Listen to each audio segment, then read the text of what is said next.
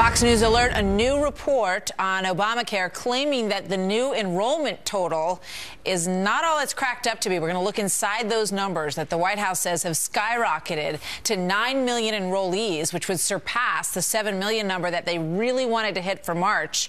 But according to a lengthy piece in Real Clear Politics, they say that that number is impossible, and that the findings are actually much lower. We're going to break down those numbers with our own Megyn Kelly coming up just a few minutes away.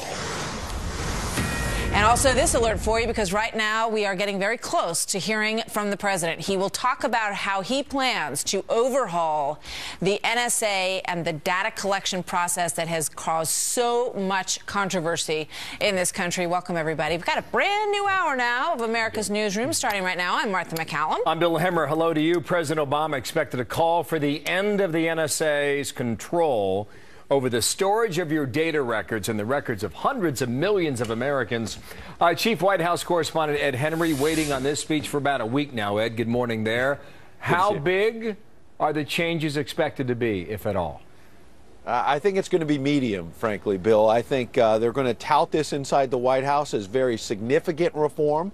And on one hand, it is, because the president, officials are suggesting this morning, will say in this speech in about an hour from now that basically the government should no longer handle the bulk collection of these phone records that have caused such a storm, in part because of the revelations, of course, from Edward Snowden, suggesting that these NSA programs, a whole series of them, not just the phone collection, but how they're tracking text messages and the like, is growing much more out of control than the administration has suggested. That's the pressure on him. But that the president will then punt the decision about what to do with those phone records to Congress and others, because it is a very complicated issue as to whether the phone companies who do not want to keep these records, should they be forced to take on and hold the bulk collection. Ron Wyden, one of the Democrats who has been pressing the president, is demanding major change.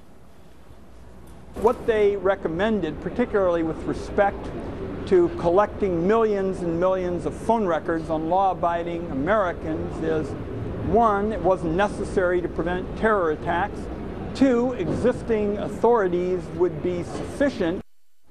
So that's the part of the pressure on the president, that he's had some of these lawmakers saying these programs have not really stopped terror attacks. So you need to keep these records of all Americans, especially innocent Americans who are not involved in terror. This is the balance the president is trying to strike here, Bill, because it's about privacy rights versus keeping the country safe. Indeed, that is a concern. And you wonder if any changes come about, if that results in a bigger threat of terror attacks. And you know the White House is ready to take on these questions. How will they answer it? Well, it's a difficult one because, as you say, retired General Michael Hayden, he ran the CIA and the NSA.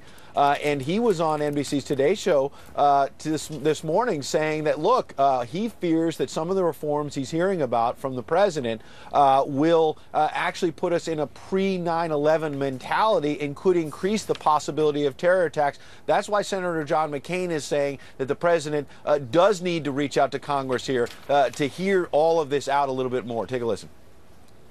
Congress will not have enough say unless we have a select committee like the 9/11 Commission, where we could come up with recommendations and